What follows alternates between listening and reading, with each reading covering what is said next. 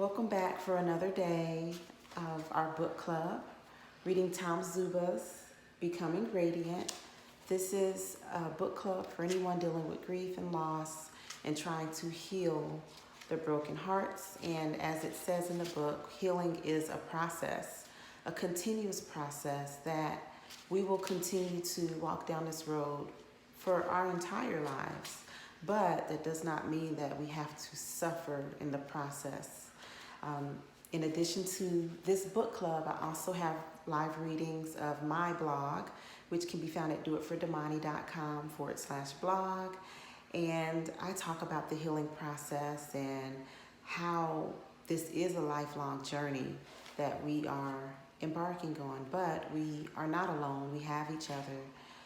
And knowing that we're not alone can help us tremendously through this process. So go ahead and hit subscribe, like, and share this video with anybody that you know that is going through the healing process or grieving process themselves. Yesterday, the question was, is healing possible? That was the title of Chapter 3, and it is what we discussed when we read Chapter 3. Today, I'm going to read a little excerpt from Chapter 4 and Chapter 5. Chapter 4 is titled, Set the Intention to Heal. I invite you to commit today to healing your broken heart, your broken dreams, your broken life. I invite you to set the intention to heal. I'm not certain that healing is a destination.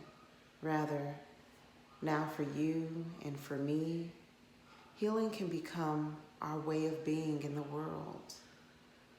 I'm okay with that. Are you?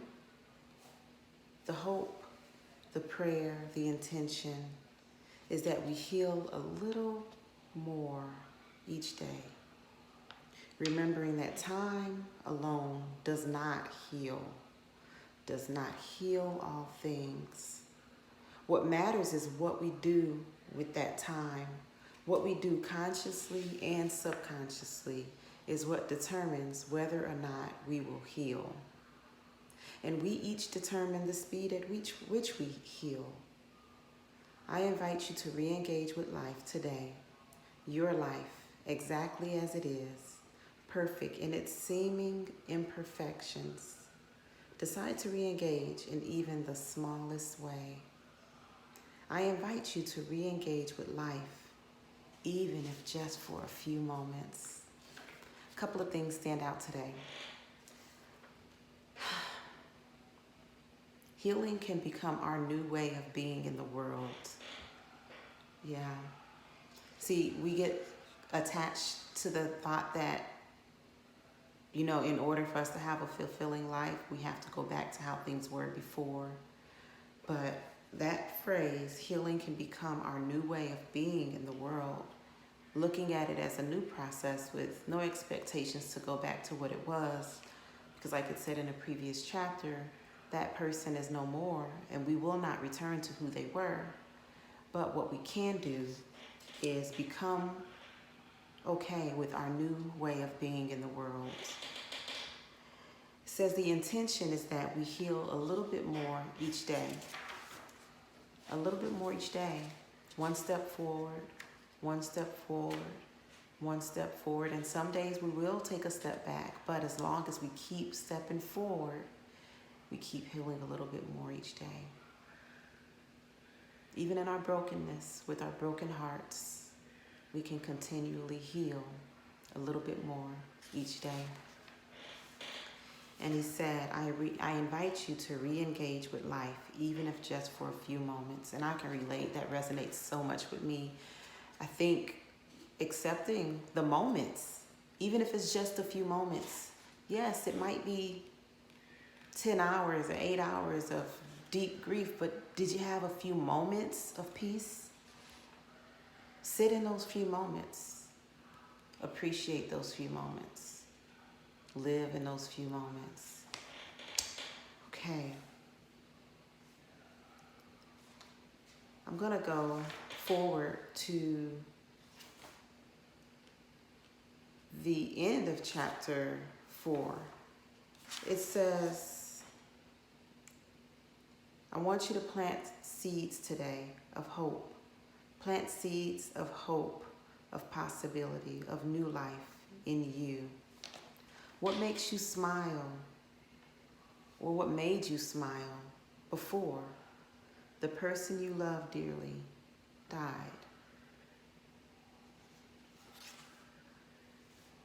What made you smile? I've been trying to find my true smile again. It's coming back, but you know, it takes work. But we have to remember we did smile before, and we still have those beautiful memories, you know. For a period of time, those memories might be painful, but you know that you're going through the process of healing when you're able to smile at those beautiful memories, that we had them, that they were ours, and that they still are ours. Okay, give yourself permission to smile. And that sounds weird to say, but we do have to give ourselves permission to smile. There's so many times that it just didn't feel right to smile without my baby here. But give yourself permission to smile. And even if it just lasts a few moments, give yourself for a few moments of permission for a few moments of peace. So, what will you do today? One thing that stops you in your tracks, jolts you into the present moment, and makes you feel even the tiniest bit better, more peaceful than you have been feeling. What will you do today to heal? Those were excerpts from chapter 4. Please, order your copy. This book is very healing and an easy read. I've read half of it in just a matter of 2-3 days. And I am finding new nuggets every time I read back through it. So it's $12.99 on Amazon. And I'm going to read you an excerpt from chapter 5. Grief is not the enemy. I'm sorry, the title is You Can Become More, Not Less. Grief is not the enemy. Grief is the teacher. But its lessons are not learned in the head, with the mind. Its lessons are heart lessons, love-centered, filtered through grace. Its gifts, yes, gifts, are received through the heart, over and over and over and over again. Your mind will say, but this is not fair. I don't deserve this. Why me? I will never get over this. The pain will always be here. Don't get trapped by this vicious, repetitive voice in your mind. Healing grief is not a head thing, it's a heart thing. And when the heart speaks to you in silence, it says, I know darkness, deep and all-encompassing, seemingly endless, often frightening darkness. So I will be the light for the next person. And the heart says, I know loneliness too, especially in a room full of people. So I will be a friend for the next person. And the heart says, I know terror, indescribable, inexplicable terror. So I will be comfort for the next person. And the heart says, I know despair too, paralyzing, can't get out of bed. Life is too dark, despair. So I will be hope for the next person.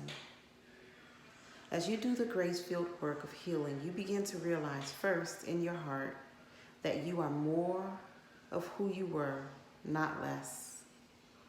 You can become more, not less, by the choices you make. We think that grief is the enemy to be avoided at all costs. It's not. Grief is not the enemy. Grief is the great life-giving teacher. Grief is the bearer of powerful, transformative, love-centered gifts. Gifts. Not in spite of the fact that someone you love died, but because of the fact that someone you love died. Grief is the teacher, the life-giving, heart-expanding teacher. Grief is the teacher. When you choose to say yes to life, to love, to your beloved, to your very self, grief is not the enemy. Say yes. I say yes. I say yes. Grief is not the enemy. I lean into the grief. I understand that my peace can only be reached through leaning into the grief. In one of my posts, I said that death is not the end. It's not.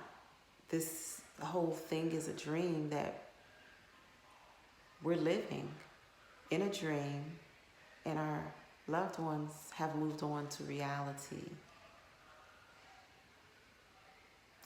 And before we know it, we will go to sleep here and wake up there with them. Beautiful day. Until then, I'm going to continue to live with purpose, fulfill the purpose that my child has left me with, infused me with, permeated my being with. I feel his presence and wrap him up in love. And I'm so eternally grateful for him being mine, for me being his, for us being brought together. My soulmate, the love of my life. And yes, I have multiple soulmates. My other son is my soulmate, forever intertwined. I love them both dearly. This separation is just me doing time. It's just a matter of time before we're back together again. So, I embrace the light. I embrace the love. I say yes to healing, because through that I'm able to spread his light even more and share the light that he is with the world, because he lives on through me. He lives on through the people that he's touched, and he's having the ability to touch lives that he's never even met. So I'm sharing the light. I'm going to be the light. I embrace the light and I feel the light. And the light in me sees and honors the light that is in you. Sending you peace, love, and light, and healing. Healing on this journey. Say yes. That we'll try. All we can do is try. And if one day we have a setback, or we fall, or we can't get up out of bed, it's okay. Lay in it. But eventually, we have to try again. We have to keep going. We have to live with purpose. Find a purpose bigger than yourself. Find a purpose that connects you with your child or your loved one. And let that purpose move us through life. Live with purpose. Move with purpose. Be the light. Share the light. Go ahead and hit subscribe and share this video with a friend. And we will see you next time as we continue this healing journey. Peace, love, and light.